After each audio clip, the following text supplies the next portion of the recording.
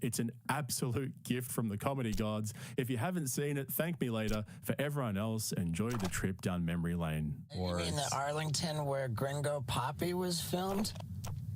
Wait, is that where that was filmed? Is it? The Dallas Improv, Arlington? I think so, yeah. That's where Gringo Poppy was filmed. Oh, no. Dude, tough act to follow.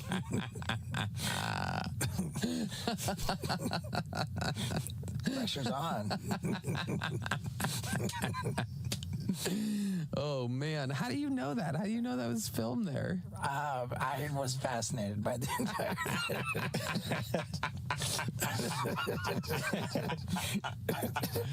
I even know where the construction paper came from.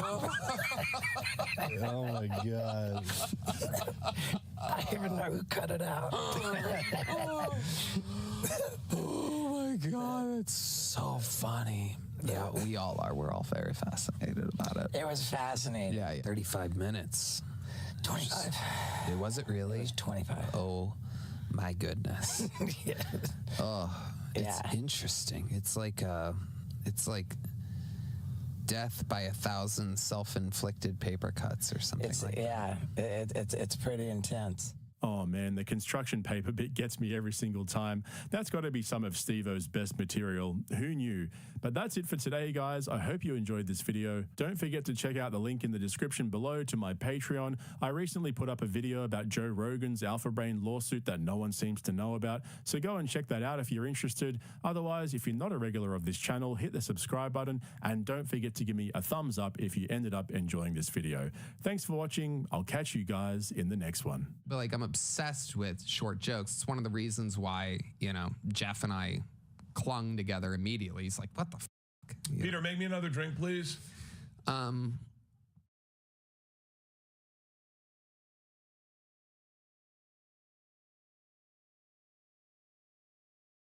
Love the What are you going to do, Martin? No, Martin. No! There you go! That's why he makes the big bucks, mother.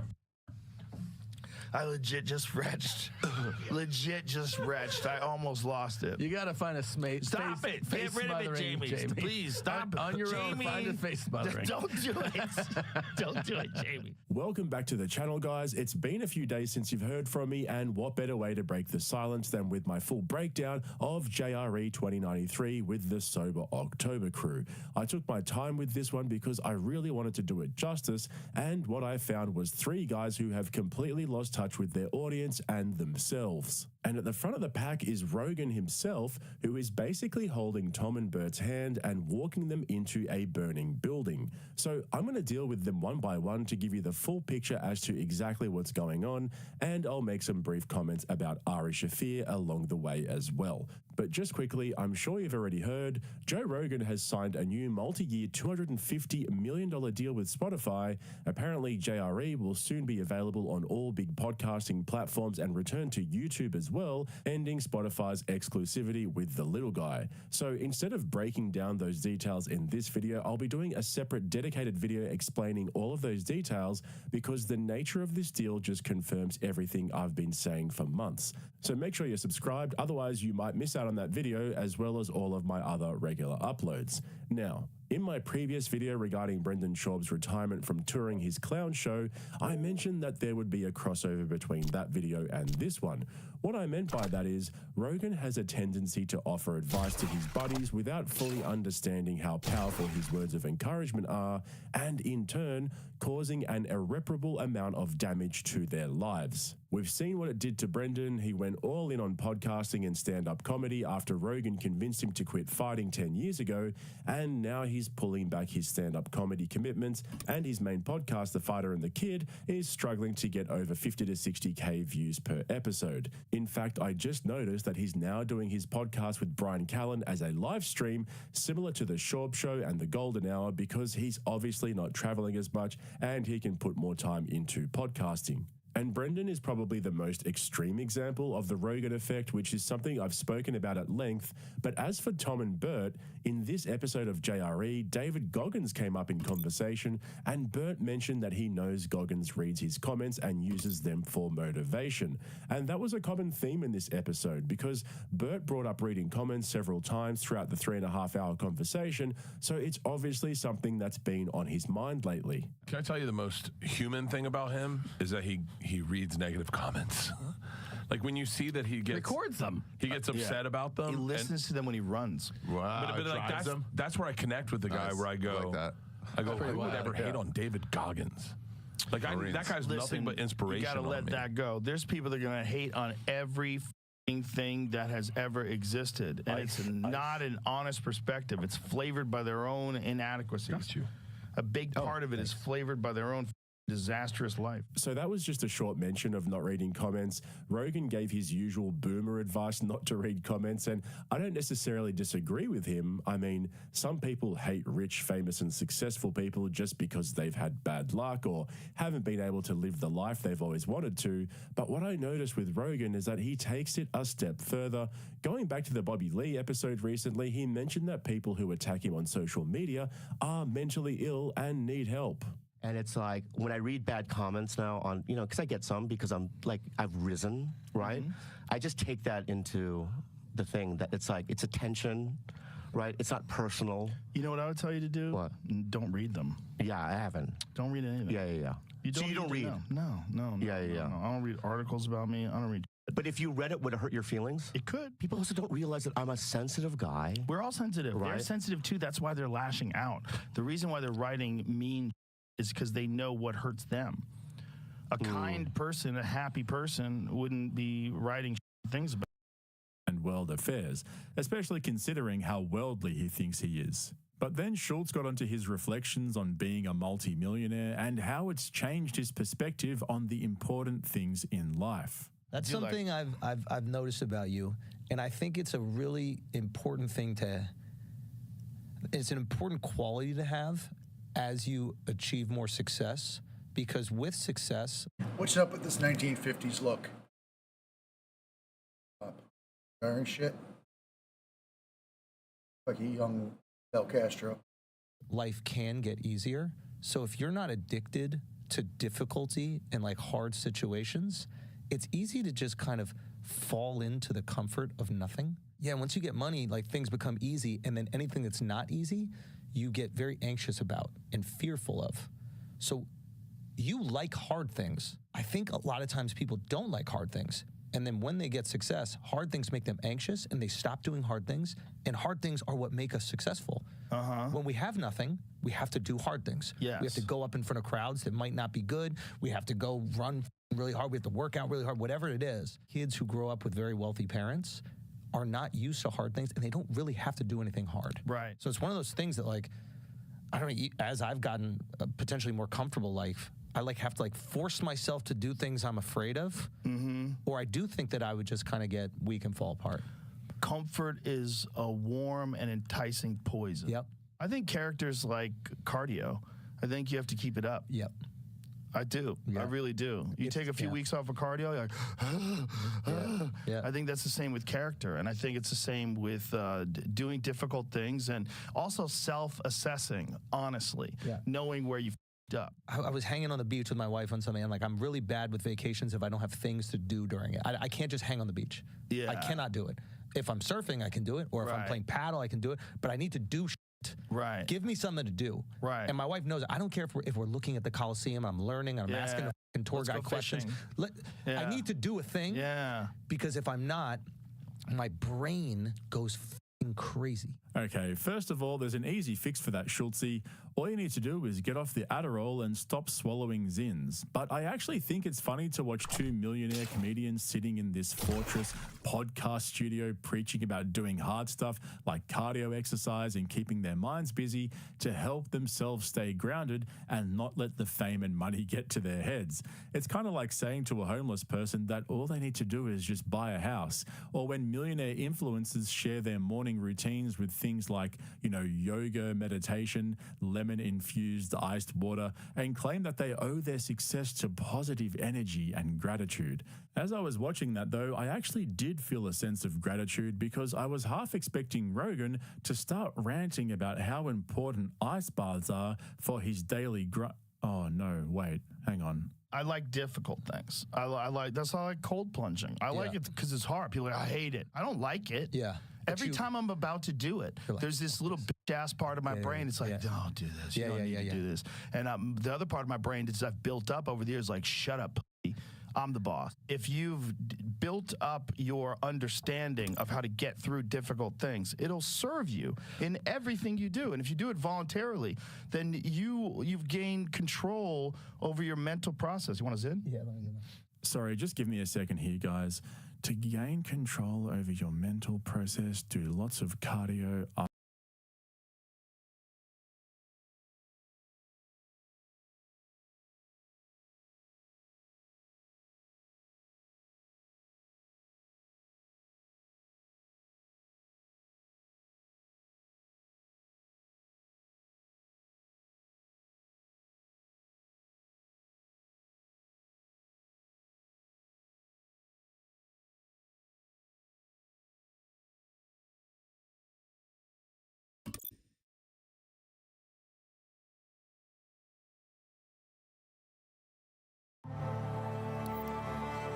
I couldn't believe what I was seeing.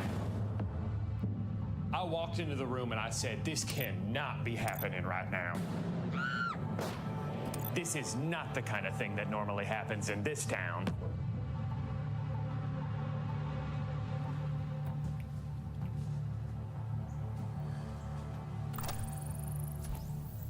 Is it this camera? I look at this one? Okay. Why don't they just edit that part out? Can you tell us your name? My name is John, and what is your connection to Crazy Legs? Who? The serial killer? I don't know who that is. You don't? No.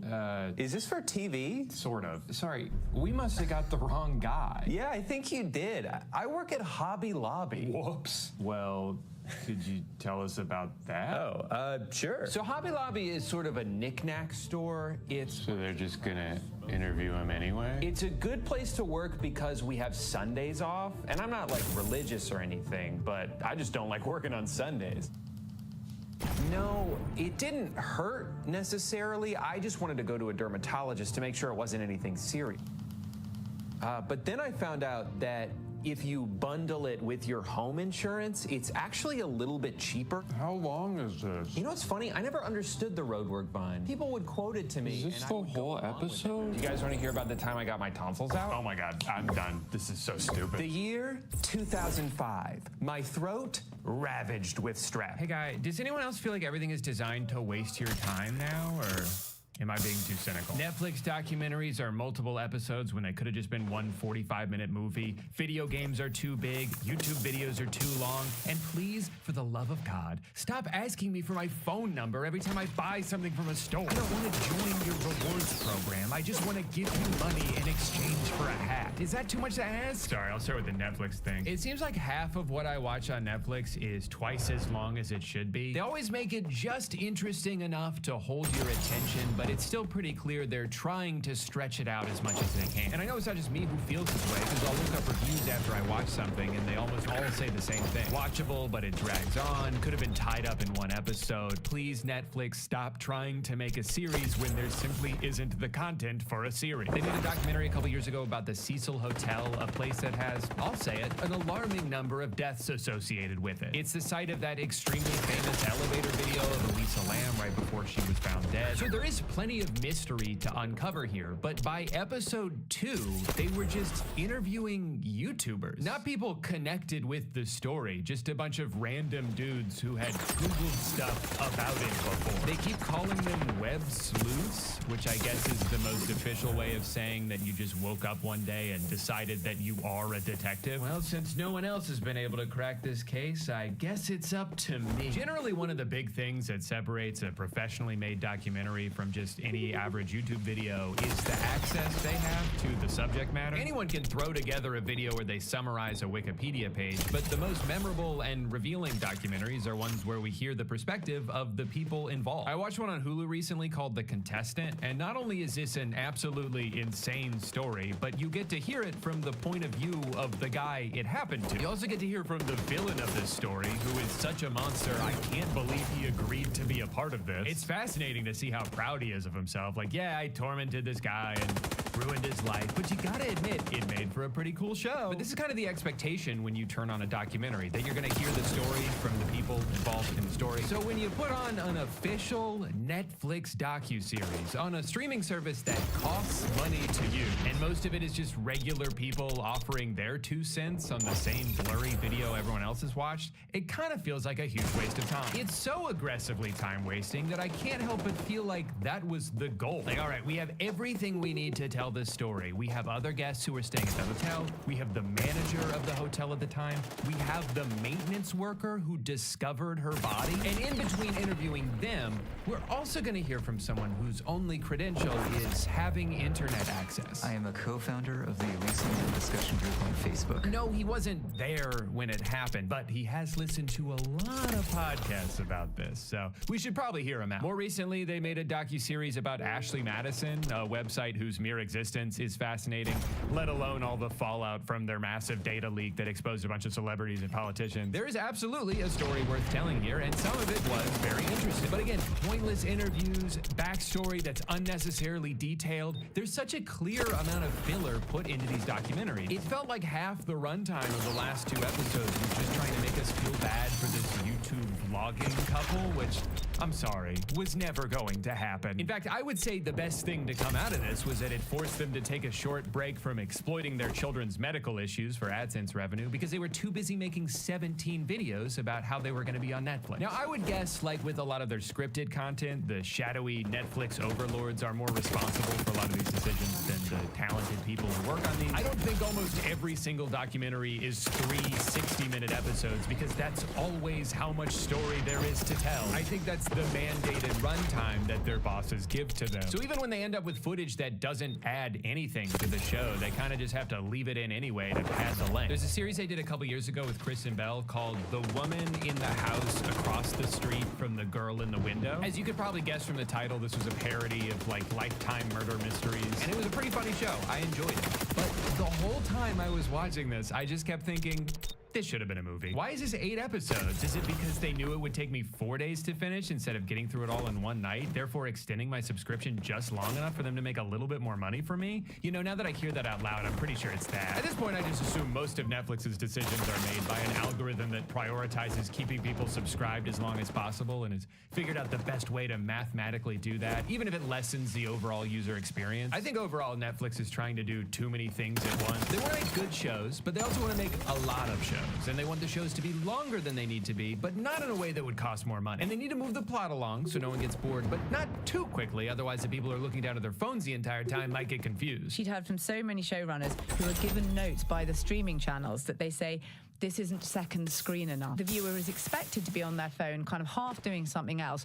while your crime drama or whatever is playing. And you just can't make it as complicated as you have because they're not going to understand it because they're only going to be half concentrating on your show. You know, when you hear stuff like that, it's actually not that surprising how often shows like Avatar would repeat the same information they just told you a few minutes ago. You're not supposed to pay attention when you watch Netflix. You're just supposed to put it on in the background so you have something to listen to while you make dinner. But like, if you're designing your content so that it's best consumed while half paying attention to it, why would I waste my time devoting all of my attention to it? On the topic of things that are getting too long, what's going on with YouTube videos? Does anyone know? I'm old enough to remember when the 10-minute mark was something videos got stretched out to. Now it feels like half the videos I get recommended to me are 7-hour retrospectives on like the penguins of Madagascar. And I'm kind of conflicted on how I feel about this. Because on one hand, some of the best videos I've seen on this website are well past the hour mark. There are multiple Debunkland episodes that have better storytelling and production value than any Netflix documentary I've seen. When H. Bomber Guy or Jenny Nicholson release a 4-hour video. I know it's not just because they're trying to inflate the watch time so it gets boosted by the algorithm. It's because they spent months working on it, and that's just how long the video ended up being. I'm a sucker for a comically in-depth review of a piece of media I've never thought about for more than 2 seconds. As long as the person making it is passionate about the subject and they put in the effort to make it entertaining, I'll watch just about anything. But I'm worried that some people are taking the wrong lessons from the success of some of these channels. They see that a very long video about a niche subject has the potential to get a lot of views, so it's almost as if they go into their video with the goal of making it as long as possible, even if there's not really that much to talk about. The current YouTube meta is to turn your video into a podcast. It's to pad the absolute shit out of the runtime because that's what the algorithm likes. And to be clear, I don't really blame these people for doing this, especially smaller channels who are just trying to make their videos stand out before they drown in the bottomless ocean of content. But it's just frustrating from the audience perspective that the system is rewarding unedited yapping. If I just vomit out every word that remotely pertains to the topic at hand with no thought into brevity, no consideration of the viewer's time, it's actually more likely that YouTube will push my video out to those people whose time I'm not valuing. The algorithm is teaching me that I shouldn't cut things out of my video if they feel superfluous or unnecessary or repetitive or like I'm just saying the same thing over and over again but in slightly different ways. They'd prefer if I stretched out every video as long as I could, but if that's all I'm doing, what message am I sending to the audience I'm trying to cultivate? That their time is just something for me to leverage so I can get more views? That's a little shitty. But the worst thing is when they start doing an ad read at the beginning of a video that, quite frankly, I'm not even sure I'm interested in yet. You haven't even hooked me, and you're already trying to sell me a water bottle that smells bad? Brother, if I wanted to be advertised to, I would fly to New York City and spin around in Times Square. I didn't click on this video to learn about the deodorant that changed your life. I clicked on this video to hear a grown man rant about the Fairly Odd Parents for 3 hours. So in that way, this is kind of my fault. I don't know what I was expecting. Also, no, I'm sorry. You don't have to do this. I literally do. I signed a contract. This portion of the video is sponsored by SoFi, the ultimate finance app helping you bank, borrow, and invest. I have one goal in life: to be the first person in human history to have $100 all at once. An amount long considered to be unreachable, and yet I will reach it. And even though I'm only about 3% of the way there, I'm not giving up. Because with SoFi's high yield checking and savings account, I can earn up to 4.5% APY on my savings with direct deposit, which is 10 times the national average savings rate. High yield savings accounts are a great way to make your money work harder for you so you don't have to work harder for your money. Your typical savings account with direct deposit at your local bank earns you just 0.46% interest, and that's not enough for me. I have a world record to break. But with the SoFi high yield savings account with direct deposit, in just 5 weeks, the money in my savings account is earning more than it would in an entire year in a big bank savings account. With SoFi checking and savings, you also get paid up to 2 days early, pay no account fees, and you can cash in up to $300 when you sign up with direct deposit. But here's the best part. SoFi and I are teaming up to give away $10,000. So I guess I'll be the second person to have $100. All you have to do to enter is sign up for a SoFi checking and savings account right now using my link, and that's it. Click the link in the description or scan the QR code on the screen to enter for a chance to win. But just make sure you're using my link because it's the only way to enter. Thank you to SoFi for sponsoring today's video. Now, based on everything I just described, you might be thinking, okay, so you want every video to be as concise as possible. You mean like Mr. Beast? No. That's not what I'm saying. That is on the entire other end of the spectrum. There are videos that go on so long that large portions of them become nothing more than background noise. And then there's the most hyperactive, fever dream editing, nonstop cacophony of colors and sounds meant to overstimulate the 8-year-old boys watching on their iPad. And then there's a lot of space in between. But I guess because of all that space, it's weird to me how many videos end up on either extreme. It'll either be like, I just dropped my friend in an elevator for 72 hours without any food or water, but none of that even mattered because they ran out of air and suffocated before they even got hungry. Or it'll be like, but before I can talk about season 2 of How I Met Your Mother, we need to go back to the beginning. The first camera was invented in 18... I'm just asking that we meet somewhere in the middle, that's all. Also, to be clear, Mr. Beast and all of the channels copying him have never made their videos that way because they value people's time. They're just trying to keep their retention rate as high as possible. It's just a different metric they're prioritizing. If Jimmy cared about his audience at all, he wouldn't sign off on doing this unbelievably deceptive bullshit where during mid-roll ads, they put this progress bar on the bottom that starts off really fucking fast. It makes it seem like, oh, this will be done in a few seconds. I don't need to skip this. And then once people have done the math in their head and decided they're just gonna see it through to the end, the progress bar mysteriously slows down. Like a lot. And suddenly that last 20% is starting to feel like an eternity. I thought we were almost done, and now I'm not even sure we're halfway through. This shit really pisses me off because this is a very deliberate choice. This is not an accident. You have to go out of your way to keyframe it like this with the intention of deceiving your viewers. It's such an openly manipulative thing to do to your audience and is very telling of the way you view them. That you're willing to lie to their face if it means a number on an analytics screen might get a little bit bigger. To you, they're not real people, they're just data points that can be orchestrated in whatever direction you want them to. And that sucks. And if you agree with me, please sign up for my Patreon. Right now, I'm trying to buy a bunch of Teslas so I can see how many you can stack on top of each other before they explode. I have a lot of respect for creators that make algorithmically counterintuitive decisions because they don't want to waste their viewers' time. I think Internet Shaquille is hands down the best cooking channel on YouTube. He's knowledgeable, he's funny, and he always just gets right to the point. There's a promise of information in the title, and he doesn't try to withhold it from you just because he could theoretically put more mid-rolls in by meandering for a bit. For a long time, Tom Scott was kind of the science version of this. Nerd Writer is like the film version of this. In a world where most video essays end up being somehow longer than the piece of media they're about, Nerd Writer's still barely hitting that 7-minute mark. It's just, here's this thing I noticed in a movie, here's some insight about it, and that's all I got for you, brother. But I think it's also worth noting that these channels are successful. They're not doing the thing you're supposed to be doing, but it works for them. And I just want to use that as a testament to making things the way you want to make them, or making the type of video you wish there was more of. Sometimes going against the grain actually is the best way to make yourself stand out. Like, don't just throw together a bunch of crappy videos about whatever drama is trending. Make a retrospective about some niche hobby you had as a kid. This shit is way more interesting. Remember, this website is called YouTube, not do the thing that you think will become popular tube. That would be a really stupid URL. Now, I'll admit it's not totally fair to get mad at other people for wasting my time when really no one wastes more of it than I do. There was a day last week where the screen time on my phone was 106 hours. And I slept in that day. There's so many things I want to do in my life before I'm gone, so many people I want to spend time with, so many places I want to go, but I can't stop scrolling. I don't want to, but it's as if it's been scientifically engineered to be the easiest thing to do. Adam and Eve were caught on camera. Can you guess who's holding the camera? Keep scrolling if you choose the devil. There's this weird feeling I get whenever I go on TikTok or Instagram Reels or Threads, just kidding, where I'm simultaneously aware of what it's doing to my brain, but I do nothing to try and intervene. I just sit there and let it destroy me because I have to see that next video. What if it's so funny, but I exit out of the app before I ever get a chance to watch it? I'd cry. No.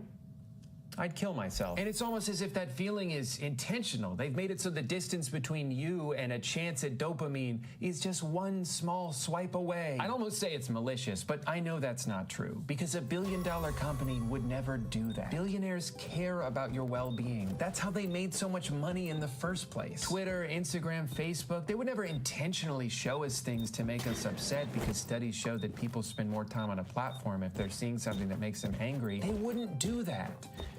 Because that's not nice. This is what most of my timeline is whenever I scroll through Twitter. It's the most blatantly obvious engagement bait that has weaseled its way into being prioritized because it's successfully baited engagement. It's arguments about body counts and whether Nickelodeon shows were good or not. And it works on me. It has the intended effect when I see it. I was scrolling one day and I saw someone say, iCarly, Victorious, Zoe 101. And at first I had to squint for a few seconds because I wasn't sure what they meant by this. And then I realized they were saying the first two are good, LeBron James, and the third is sort of an imposter that doesn't belong. And I, in my head, got defensive. I was like, what are you talking about? Zoe 101 was good. It was certainly better than Victorious. How does this have so many likes? What's wrong with Zoe 101? And then I exited out of Twitter and sat in silence for a few seconds as I pondered what just happened. How I got upset that someone I don't know said a show from 20 years ago that I kind of liked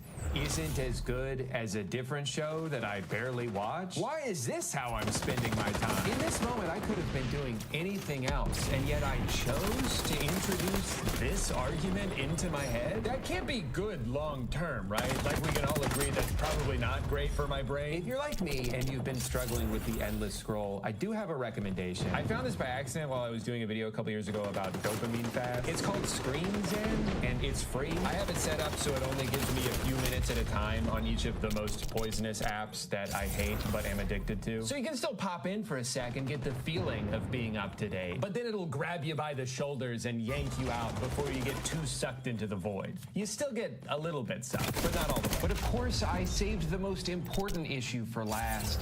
Video games are too big now, and I'm tired of pretending like they're not. When I was a kid, the idea of an open world game blew my mind. Up until a certain point, everything was very linear, very insulated. You load into an area, you do what you have to do there, and then you move on to the next place. But this idea that you could go anywhere in any order, what could be more immersive than a world that you could essentially live in? And boy, did I want to live in any other world than the one in which I played clarinet and got bullied by someone who also played clarinet. You're not better than me. We're the same. To me, open world games felt like the culmination of every technological milestone. It felt like the future of gaming. And then over time, it became the standard. It became what every game had to be. And then all of a sudden, it seemed like the goal shifted from making the best game to making the biggest game. I guess because it's easier to market something based on scale than to just come out and say, hey, the story's really good in this one, trust me. I started to get overwhelmed by games because of the seemingly endless list of tasks I needed to complete, the chores that I needed to do. And to be clear, I'm not talking about games like Crime Scene Cleaner. That's a great game, okay? I don't mind chores when the game is chores. I'll play Power Wash Simulator all day. I played Unpacking shortly after moving into this house, and I hadn't finished unpacking in real life yet. My wife was not happy about that. What I'm specifically referring to is when games feel artificially padded with repetitive side quests. When there's like 7 different activities to do, but you just end up doing each of them 100 times. And as someone who goes into games with a completionist mindset, this is the quickest way to make me give up. Because I'll try to collect every item and go into every corner for like 20% of the story until one day I just stop opening the game altogether, relieved by the massive weight now off my shoulders. I think that's a big reason why Elden Ring had such a big impact on me and so many other people. Yes, you're in this staggeringly large open world littered with places to go and things to kill, but it's not in the form of just a bunch of exclamation points on your mini-map. Almost everything you do in this game is motivated by, oh, that looks cool, I want to go over there. It's the feeling you should have while playing an open world game. It's that sense of wonder that has mostly been lost by all these cookie-cutter taskathons. Also, the more bloated a game is with content, the more narrative dissonance there ends up being, which of course only matters as much as you let it. But it's still really funny sometimes when the main quest line of a game is trying to instill this sense of urgency, but at any given moment you can just go fuck around for 15 straight hours. We've only got until midnight tonight to rescue my uncle, or they're gonna execute him.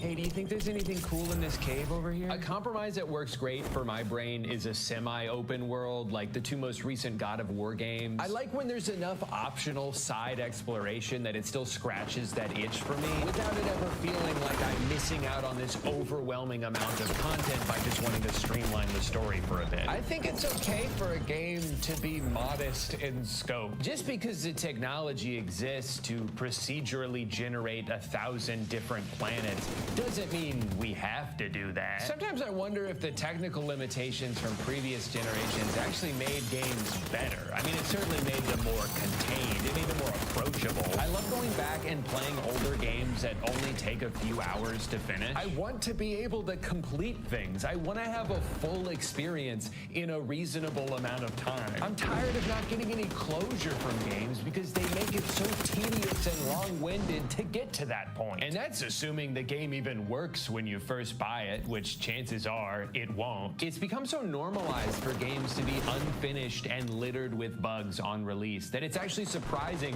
when a game comes out and works the way it's supposed to. A lot of even really good games aren't worth buying for like 2 full years. Cyberpunk, fantastic game in 2024. But I bought this on release and had to slog through so many bugs, retread so many areas because of crashes, all before encountering an immovable obstacle. I could not progress the story because every time I tried to initiate this cutscene, the other character would not say the next line he was supposed to, so they would both just sit there in silence indefinitely. I couldn't continue the game past this point, and I was like 10 hours into it. I had a similar game-breaking experience with Dying Light 2, Metro Exodus, and I'm not even touching Starfield anytime soon. The bigger a game is supposed to be, the more I don't trust it to be a complete experience when it first comes out. It usually takes years to fill out all the missing pieces, so I'm not going to waste my time or money on what I assume will be a significantly worse experience than if I were to just wait until it's on sale in 2027. But in a world of titles forced out prematurely by a deadline that was never realistic,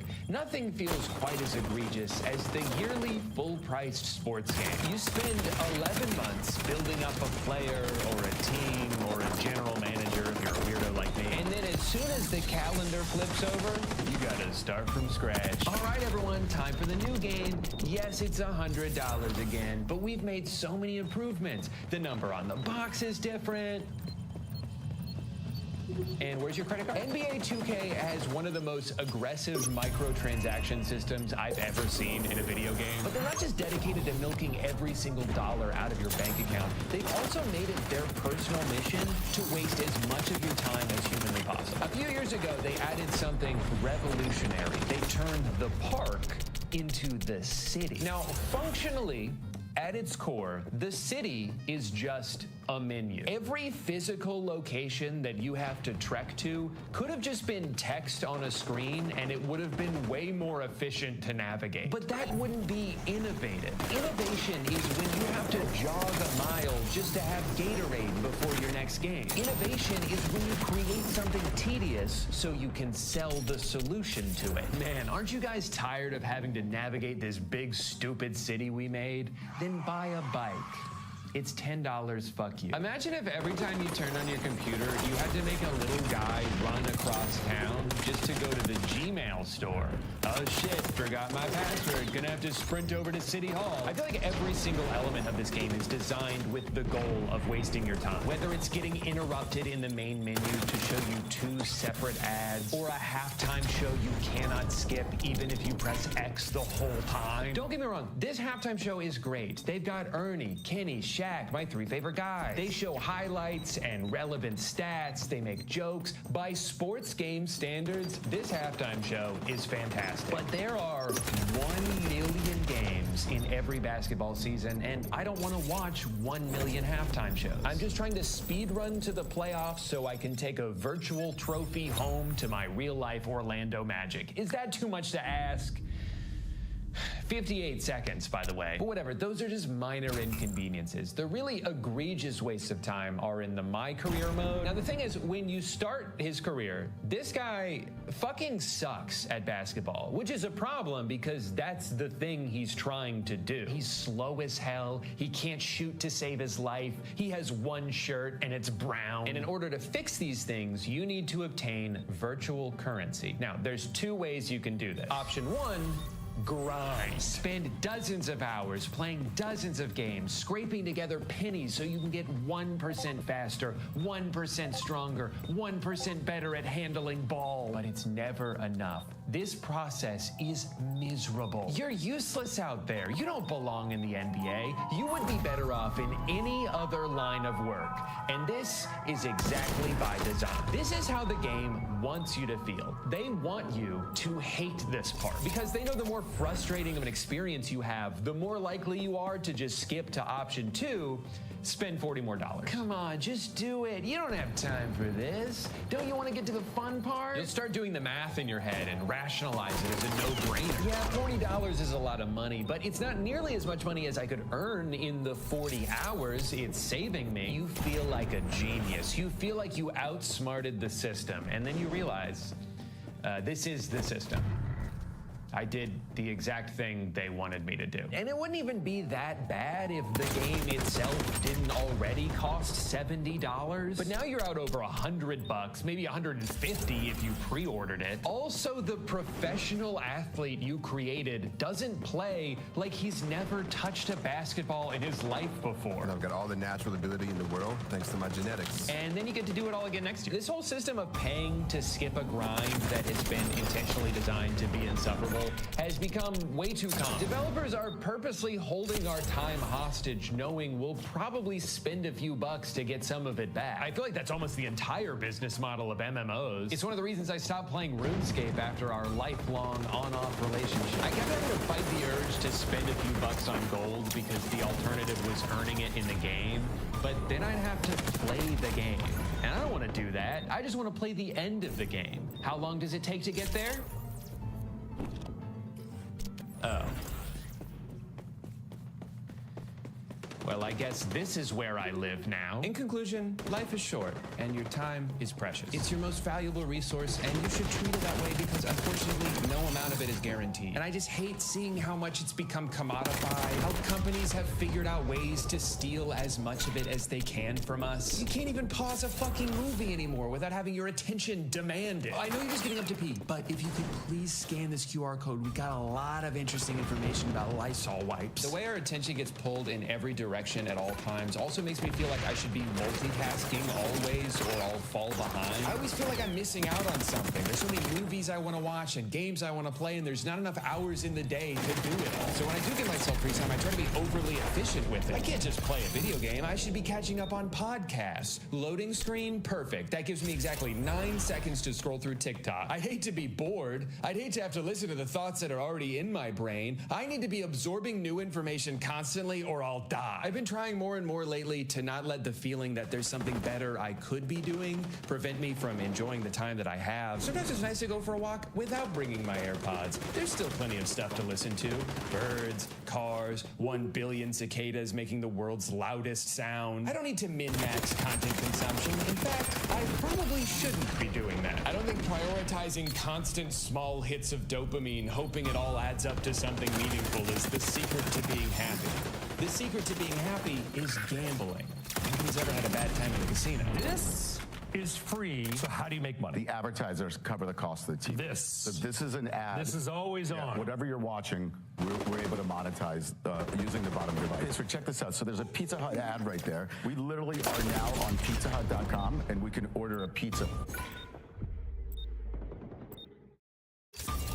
Day in the life of a lazy teenager who makes $21,000 a month using just his phone. The first thing I do when I go on my phone is open YouTube. Then I search for any particular streamer and I screen record their content. Then I head to Creo.ai, select my gameplay, and it puts the whole video together. Last month, this page alone made me $14,000. Here's how I make $1 million every day as a 3-year-old toddler working from home. First, I look for a funny YouTube video, preferably one with a lot of colors and sound. Then I film my iPad with my phone. Then I upload it to Microsoft's Copilot AI, powered by Bing GPT, and it adds infuriatingly inept Subway Surfers gameplay to the clip. Then I boot my diaper. Then TikTok mails me a check for $200 grand, which I'm pretty sure my parents have been using to fund their online gambling addiction. Hey guys, has anyone else noticed how awesome the internet is lately? I, for one, find it so exciting that every website now has their own named version of AI that pops up begging you to use it. You got any questions for Gemini? Or maybe Murph?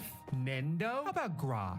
You need to grok something? It's okay if you do. AI has become completely inescapable, even if you're going to a website where you're not seeking it out and you don't expect it to be. Like, remember when you could search for something on Google and the only thing they would show you was a bunch of relevant websites and results? Boring. That's not what I'm here for. I think it's much better that now they're using artificial intelligence to tell me to jump off a bridge. Hey Google, do I need a parachute while skydiving? Nope, a regular backpack works just as well. Hey Google, can cockroaches live in your penis? Of course they can. How do you think they got the name? Wow, I love living in the future. To me, this is the ultimate example of what the AI craze is doing to tech companies, because for the most part, it's not really doing anything differently than it used to. For a long time now, they've had searches that result in one highlighted answer. This is kind of the same thing, but just rebranded as AI, because that makes it sound smarter than it actually is. But it's not like it's carefully compiling all the most reputable results and running it through their fact-checking algorithm. It's still just aggregating it from one place. And because Google recently spent a bunch of money to buy all of Reddit's data, usually that place is just a random Reddit post from like 10 years ago. This one about how you should put glue on your pizza to get cheese to stick to it was from a user named Fucksmith. This one about how you should be eating at least one rock per day is a direct headline from The Onion, perhaps the most famous satire website. If they're not even programming The Onion as information the AI should not consider to be factual, I can't imagine any safeguards were put into place. This is so dangerous for someone to read this and think they should be eating one small rock every day, when most doctors would tell you to eat a handful of medium rocks at minimum. One little pebble's not gonna do anything. For real though, I do think it's concerning that a website people go to for information and tend to trust, for better or for worse, is so willing to destroy that trust just because they thought this gimmick would make their stock price go up. And it did. The economy makes sense. I'm gonna celebrate by putting gasoline in my spaghetti. Something I've been kind of interested in lately is the dead internet theory, which if you dig too much into, comes with some weird baggage, makes some pretty ridiculous claims. So I'm just gonna separate the core idea and make it its own thing. But basically just the idea that as time goes on, the internet is turning into a place where most of the content on it is not only produced and managed by AI, but is also being interacted with by AI in this kind of endless loop that doesn't even involve humans at all. Like if you've gone on Quora at all recently, you've probably noticed questions that have been asked by bots, filled with answers given by bots. So what was initially created as a place where people could go to get advice from other people has been overrun by AI just talking to itself. Social media websites are also going through a similar shift right now, but perhaps none more prevalent than Facebook. In 2019, Facebook deleted over 5 billion accounts for being fake, which far exceeded the number of real human accounts. And that was before all these programs became as widely available as they are now. At this point, most of Facebook seems to be these giant spam accounts run by bots, posting content created by AI that's being flooded with comments that may or may not have been written by ChatGPT. Today's my birthday, please, please, I like meat. Happy birthday, amen, amen, amen, amen. As soon as one type of photo becomes successful, you'll start seeing a bunch that are almost exactly the same. A grandma who's turning 1,000,000 years old and just wants to be loved. A comically long truck full of American flags driving down the wrong side of the highway. Soldiers and dog soldiers with mechanical legs. Today, my birthday. No one loves me because I'm poor. Honestly, man, if I had to guess, I think it's actually because of your shoes. Have you tried wearing something less terrifying? Today's my birthday. No, yon lodines because I'm poor. Again, man, I don't think it's cause you're poor. I think it's the shoe. I'm single. I need a boyfriend. I'm available. I'm right here for you both. Can you come to me? I will take you out and show you off to everyone and tell them this is my girlfriend. There's something so eerie about scrolling through Facebook now. It's kind of like if you went to an old mall that's on its last legs, they've only got a few open stores left, there's hardly anyone ever walking around. It would be like if that mall tried to trick you into thinking it's still popular by filling itself with talking mannequins. They're just repeating robotic catchphrases like, what a beautiful day at the mall. I'm going to browse Spencer's for novelty goods. And you're like, who the hell is falling for this? And then you look over at your uncle and he's trying to fuck one of the mannequins. The mannequin has 2 heads and 3 arms and your uncle's completely undeterred by it. That's what Facebook is now. You'll see the most freakish photos go viral on there and they're filled with comments from middle-aged dudes like, you may be a little unusual, oh quirky one, but God makes no mistakes. I will pray for you. Now please DM me so I can show you my penis. And honestly, I don't even know if Facebook wants to put a stop to this. All they're ever gonna care about is keeping people on their platform. And if this is what gets them to scroll longer and see more ads, they probably love it. Or at least they'll love it until advertisers start to realize they're overpaying for ad space because none of the impressions they're getting are from real people. So they'll leave to advertise on other websites and in their place will be ads for like, I don't know, crystals that give you superpowers. Oh, that's already happening? These are those rhombohedron crystals in your pineal gland. We're seeing common people around the world becoming supernatural. That's a real ad I got on Facebook. Maybe Twitter's doing better? Let's see what kind of ads they got. Oh, here we go. An ad for stand-up comedy. Nothing weird about that. Just a regular human doing regular human stuff. Knock, knock. Who's there?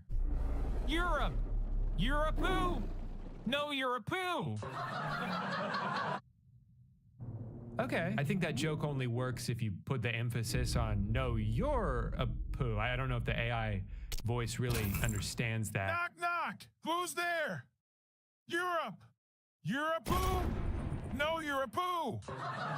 Again, similar problem as before, but I do love that he's shouting now. Knock, knock. There are two big changes that Elon has made to Twitter that have made the website infinitely worse. One, he turned verification into a paid program where if you give them $8 a month, you get increased visibility on your posts, including in replies to other posts. Shortly afterwards, they also added a monetization program so those blue checkmark people could make money off of their tweets. Now, in theory, this is a good thing. I think if a platform is profiting off of your content, it's only fair that you get a percentage of that. The problem is, on Twitter specifically, most of the content that these accounts produce is just stolen memes and videos, or people just saying intentionally divisive shit to get everyone mad and farm engagement. So Elon has taken what he describes as the internet's town square and added a financial incentive to being toxic. So that sucks, but that doesn't really have anything to do with AI. What does have to do with AI is the other version of engagement farming all over Twitter. This like mindless ChatGPT clutter. Remember, buying a blue checkmark puts your tweets at the top of replies. So I guess some people did the math and were like, well, if I just program a bot to comment thousands of replies, I can make at least $9 or $10, and that's what I like to call a profit. Oh, new movies coming out with Emma Stone? Cool. I wonder what people are saying about it. Good actor, amazing title. Good one, amazing. As title showing, it will be a blockbuster. The film also stars Jesse Plemons, Willem Dafoe, Margaret Qualley. Yeah, no, I read all that.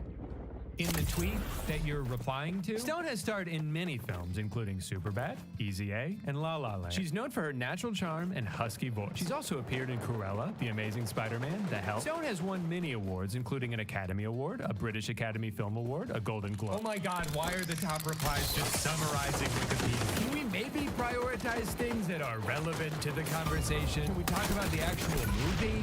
Can we talk about the political and economic state of the world right now? No, we can't, because this is what happens when you incentivize people to farm impressions. But I also have a conspiracy theory that some of these accounts are not doing it for profit, but were instead created by Twitter themselves to make it seem like there's more users on their site than there actually are. Because again, who benefits from inflated impression numbers on paid ads? Not users, not the advertisers, only the platform itself. See, some of these accounts don't have check marks, or even profile photos for that matter, so there's no financial gain for them to be doing this. They don't seem to be promoting anything, but that hasn't stopped them from copying and pasting AI-generated comments that cut off as soon as it hits a character limit. I'm glad someone is finally shedding light on the importance of mental health awareness. It's amazing how many people are still struggling in silence, thinking they're alone in their battles. This is in response to a baseball player breaking his hand? But I think the weirdest and most confusing implementation of AI on social media that I've seen is these meta-created Instagram accounts that are either modeled after celebrities but with different names and personalities, or just regular AI-generated people, and they post these stupid photos that look like shit,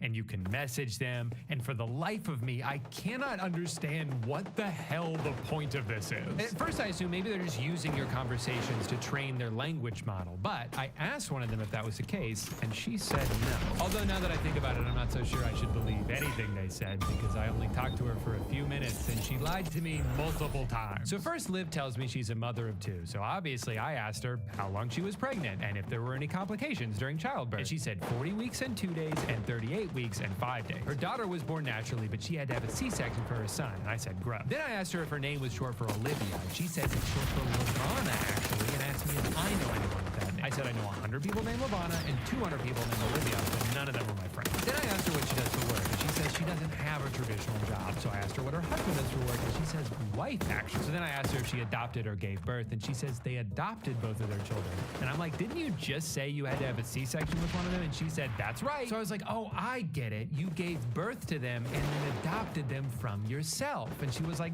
not quite.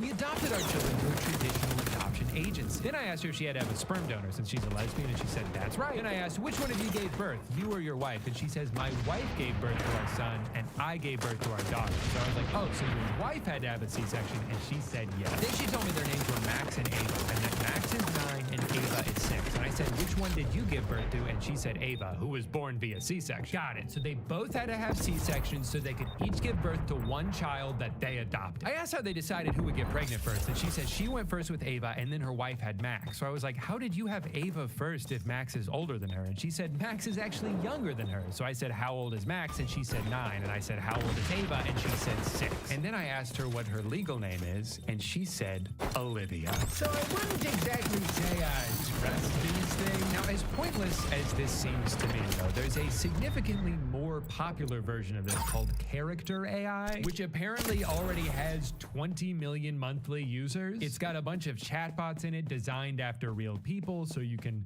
pretend to talk to real people. The company is valued at around $1 billion and is built entirely off the likeness of real human beings, none of whom gave permission and are not being compensated. So there's probably a whole legal can of worms here that needs to be addressed at some point. But I did find out that I'm on the website, so I can finally live my dream of getting to talk to me. What do you do? I make silly YouTube videos. Oh my God.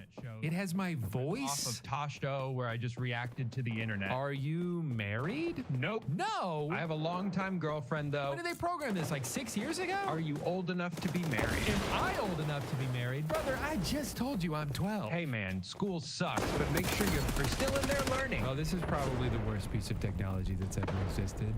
I do see one use for it, though. Can you tell me about today's video sponsor? Sure thing, big guy. This portion of the video is brought to you by SoFi, the ultimate finance app helping you bank, borrow, and invest all in one place. And we're also working together to give $10,000 to someone watching this video right now. Like me? No, someone else. But more on that in a second. SoFi checking and savings is great because you can earn up to 4.60% APY on your savings, which is 10 times the national average savings rate. That means in just 5 weeks with direct deposit, the money in your SoFi high-yield savings account will earn more money than it would in an entire year with a big bank savings account. And you should be making your money with you money. With SoFi checking and savings, you get paid up to 2 days early, pay no account fees, and you can cash in on up to $300 when you sign up with direct deposit. And on top of all that, SoFi and I are giving away $10,000. All you have to do to enter is sign up for a SoFi checking and savings account with my link. That's it. Click the link in the description or scan the QR code on the screen right now to enter for a chance to win. Just make sure you're using my link because it's the only way to enter. Thank you, SoFi, for sponsoring today's video.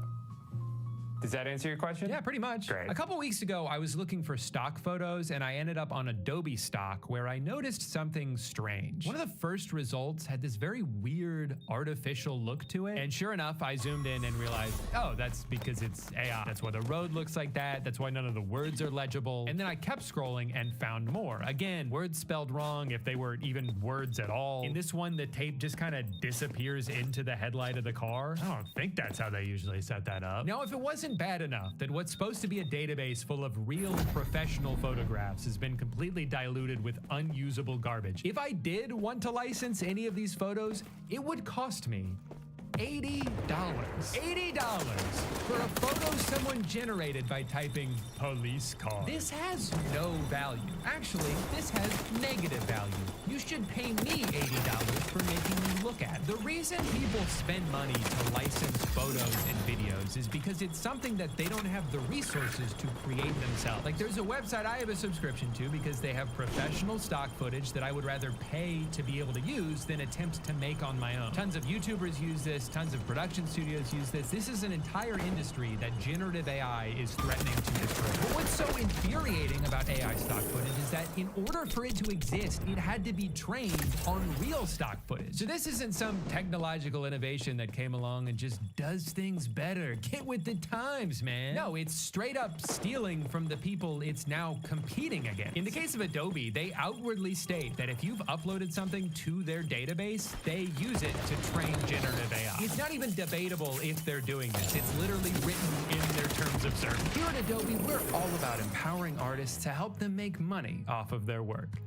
Unless, of course, we can make money off your work, in which case we will do that instead. The degradation of the internet as a resource database is something I think everyone should be concerned about. Like, if we already have real photographs of specific situations, what is the point of being like, and this one is kind of the same thing, but the computer made? Why do we need that?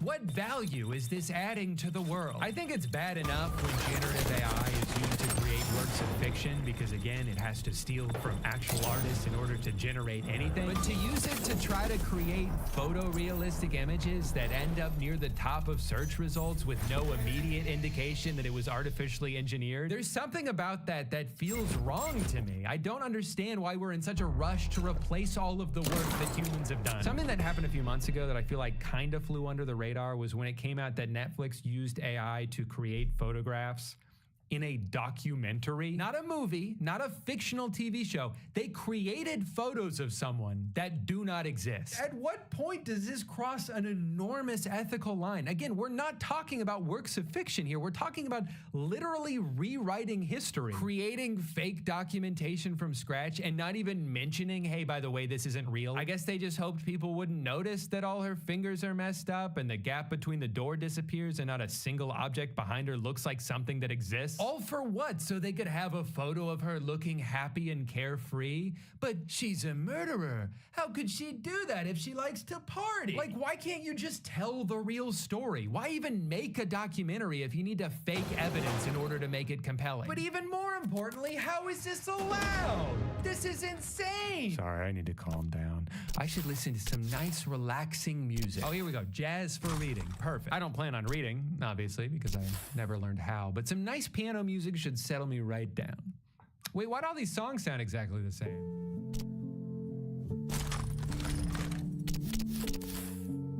Who are any of these artists? Seems like kind of a weird coincidence that they're all just first name, last name. Their profile photo is the album artwork of one of their EPs. They have no bio and no links to any social media. Most of them didn't start uploading music until this year, and yet they've ended up in these extreme... You know that scene in The Simpsons where Sideshow Bob steps on a bunch of rakes? That's what Elon's handling of Twitter has been like so far, except that he deliberately stepped on all of the rakes because he thought he'd be smart enough to not get hit by them. Starting around January, Elon Musk starts buying Twitter stock, lots of it. He looks at this enormous, failing company, which in the past 10 years has only posted an annual profit twice, and by March, became the single largest shareholder. On April 4th, Musk discloses his stake in the company, and Twitter's stock price jumps by 27% as a result. And we can use this as a gauge of the strength of his reputation at this point. Merely by being involved in Twitter, Twitter is perceived by the financial class as far more valuable. On April 5th, Twitter announces Musk will join its board of directors. Internally, employees are freaking out that Musk might come along and fuck up the whole company. We in the biz call that foreshadowing. Many are wondering if this is even real or just memes, which is not a typical thing to worry about in a multi-billion-dollar corporate buyout. The New York Times reports, Twitter has always suffered more than its fair share of dysfunction, said Jason Goldman, who is on Twitter's founding team and served on its board of directors in the past. But at least we weren't being actively trolled by prospective board members using the product we created. On April 10th, Twitter announced, actually, never mind. Forget all of that. Elon Musk is not going to join the board of directors. Turns out he didn't want to. So just within 5 days, he had reversed course on the thing he spent several billion dollars to do.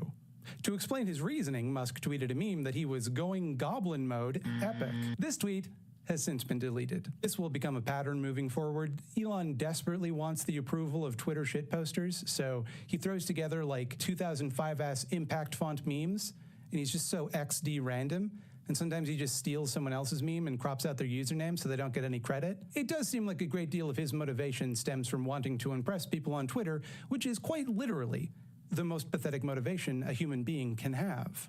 On April 14th, Musk offers to buy Twitter for $43 billion, roughly 4 times the projected annual cost to end global hunger by 2030, according to a 2016 report from the International Institute for Sustainable Development. Musk's stated reasoning for buying the website are twofold. Firstly, he claims to want to protect free speech on the platform. He claims that he is a free speech absolutist, and as we will see, no, he's not. For example, later when he purchases Twitter, he will routinely fire anyone who criticizes him, or just, anyone he feels like. So his real issue is what he claims is a left-wing bias in Twitter moderation, which is, horseshit. Secondly, he claims to want to remove the bots and spam accounts from the website. And I don't know why that would matter to him or anyone, but it does, it seems. All websites have spam and bots, but Elon is very upset that Twitter has them for some specific reason. That same day, fellow parasite Jeff Bezos suggested that Elon convert a portion of Twitter's San Francisco HQ into a homeless shelter. Elon tweeted a poll on Twitter asking his followers whether he should just make this whole thing a homeless shelter because no one goes into the office anyway. Musk insisted he was being completely serious, and the tweet has since been deleted. In case you're tempted to think for even a second that Musk gives even a single solitary shit about the unhoused, it seems this particular idea is motivated more by spite. As we will see, Elon seems to have a particular dislike for Twitter's work-from-home policy. Instated during the beginning of the enormous plague currently killing millions of people, he has routinely downplayed and tweeted misinformation about. Which shouldn't be surprising, given that he vigorously campaigned to have a Tesla factory reopened before it was legal for them to do so in Alameda County. Predictably, this resulted in hundreds of cases of COVID-19 being reported at that plant. He just fucking hates work-from-home policies in general. I'm not really sure why. I think just because it provides any sort of comfort to workers. On April 15th, Twitter instituted a poison pill provision that would be triggered if any shareholder holds 15% or more of the shares. From what I understand, which is not a lot, that's business boy talk designed to make Elon put up or shut up. On April 25th, Twitter accepts Elon's bid, which is of course provisional on the basis that he can actually raise the funds to do it. Also, in the event that for whatever reason either party fails to complete the deal, a $1 billion cancellation fee is owed to the other party, which would become relevant later if, say, one party tried to back out on really spurious grounds. We in the biz call that foreshadowing. Over the next few days, Musk sells $8.5 billion of Tesla stock. Over the next few weeks, he acquires $46 billion in commitments from random crypto guys and hedge funds or whatever. And he does so by claiming he'll quintuple Twitter's revenue by 2028, using such cutting-edge business strategies as somehow getting 69 million people epic, to subscribe to Twitter Blue by 2025 at a price point of $3 a month. Twitter Blue is a service that at the time allowed you to not get ads on Twitter and threw in some subscriptions to newspapers and shit. He gets rid of both of those features when he takes over. He also planned to somehow bring Twitter's payment service, which I did not know existed, from a projected 12 million in 2023 to 1.3 billion in 2028. He also claims to want to reduce Twitter's reliance on advertising. And as the story develops, we'll check back in on how these goals are progressing. On May 13th, Musk tweets that his purchase of Twitter is on hold, pending an investigation into the amount of bots and fake accounts on the site, which Twitter estimated at less than 5%. Now, this is strange for two reasons. Firstly, one of Elon Musk's stated motivations for buying the site in the first place was to get rid of the bots and spam accounts, so it does seem like if there's more of them than he thought, that would be all the more reason for him to buy it. And secondly, Twitter didn't hide the information from him at all. If indeed he had not known about this calculation or truly had not believed it, the time to work out that understanding would have been before agreeing to buy it. 2 hours later, he reaffirmed his commitment to the acquisition in a follow-up tweet. On May 16th, Twitter CEO detailed a long thread about Twitter's methodology with regards to spam and bot accounts, to which Musk responded with an epic poop emoji.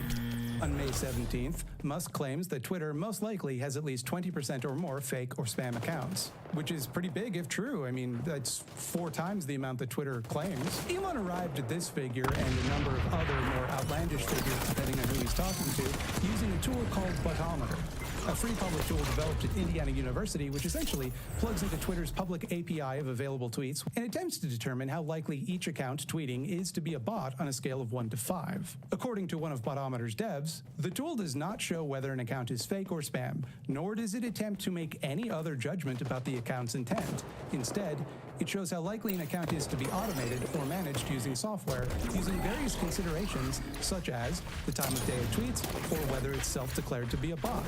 Twitter responded that it would actually be impossible to calculate the amount of bots using this methodology, and without sufficient access to private Twitter data. Botometer, for example, can only assess accounts that tweet and not accounts which don't actively post anything.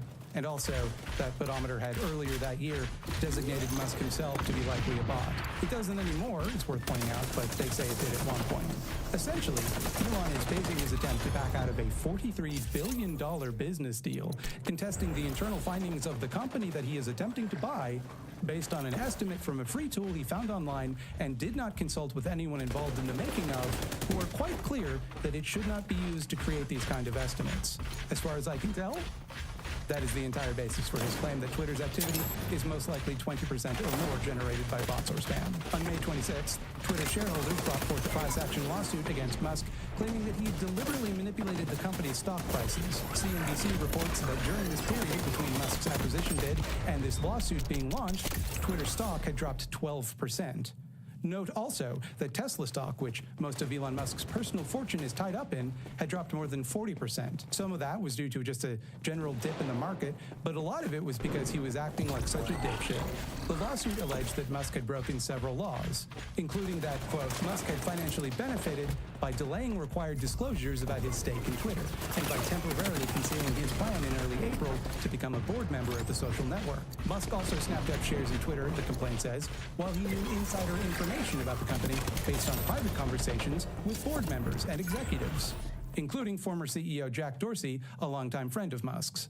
The proposed lawsuit also contends that Musk broke California laws by sowing doubt about whether he would complete the deal after signing the contract to buy it. The shareholders' complaint added that his gripes about bots were part of a scheme to negotiate a better price or kill the deal.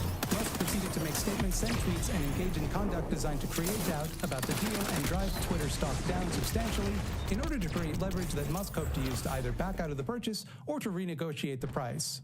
So essentially, they're arguing that Elon is deliberately sowing misinformation about the company in order to drive down its stock prices so that he can get a better price when he goes to buy the site, which wouldn't be all that surprising given that Elon has used Twitter specifically to deliberately deflate stock prices in the past. It also seems like they're insinuating some insider trading here, which is very funny to me because it implies this ruinous business deal was made with an unfair advantage on Elon Musk's part.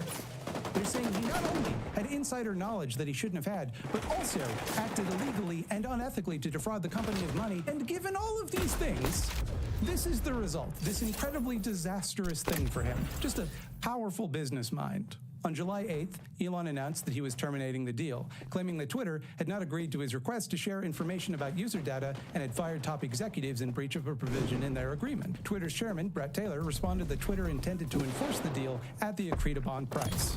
On July 12th, they did that, and they sued Elon to force him to complete the purchase. On July 19th, Judge Chancellor Kathleen St. Jude McCormick, granted Twitter's request for an expedited trial. Musk's team had argued for a delayed trial, which, if the complaint is that they're trying to drive down the stock prices, does seem like it would be in line with that, because the longer the trial goes, the more chaos there's going to be, the lower the stock price goes.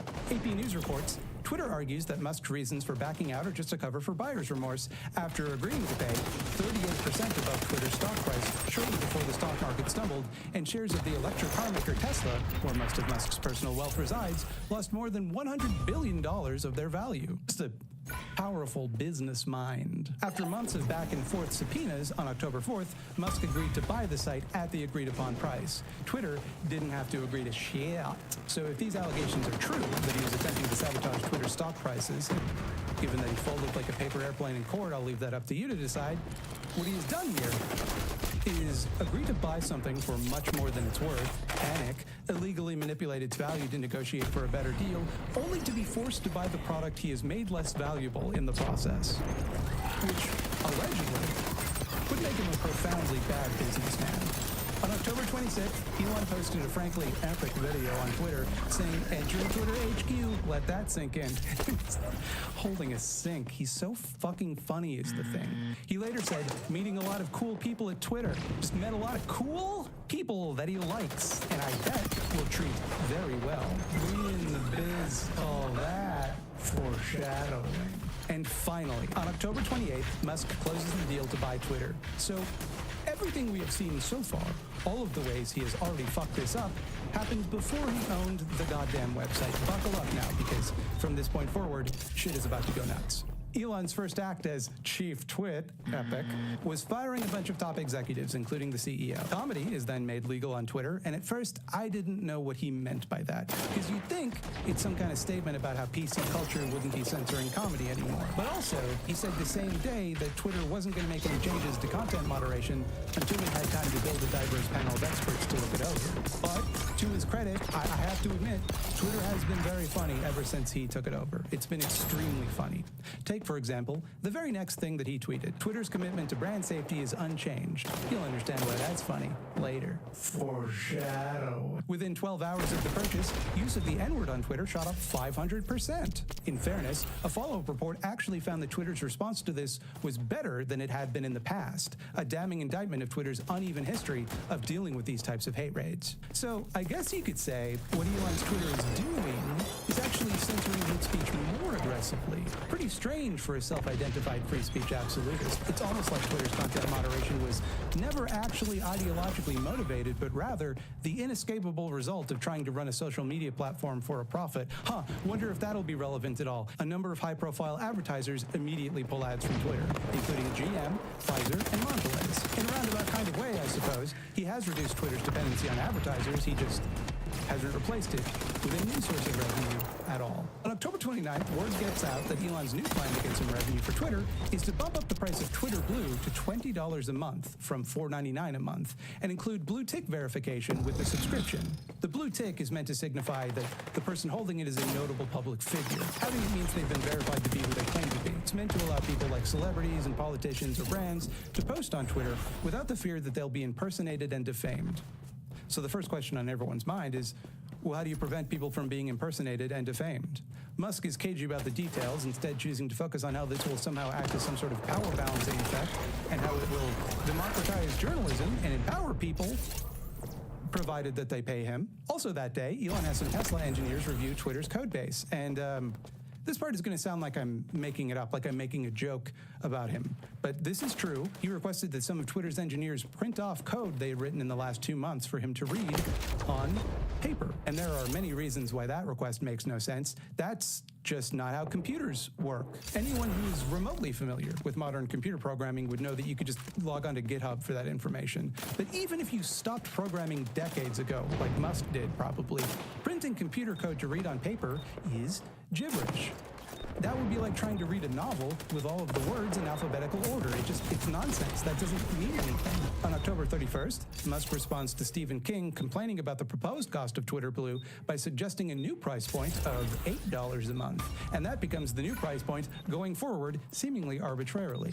Mashable calculated that at this price point, to meet his goal of half of Twitter's revenue coming from Twitter Blue subscriptions, Musk would need 26 million users a month to sign up for the service, which is 10% of Twitter's user base. Just a genius business mind is the thing. On November 4th, Twitter laid off roughly half of the very cool people that Elon had met when he visited Twitter. As a result, several employees file a class action lawsuit accusing Twitter of violating federal labor law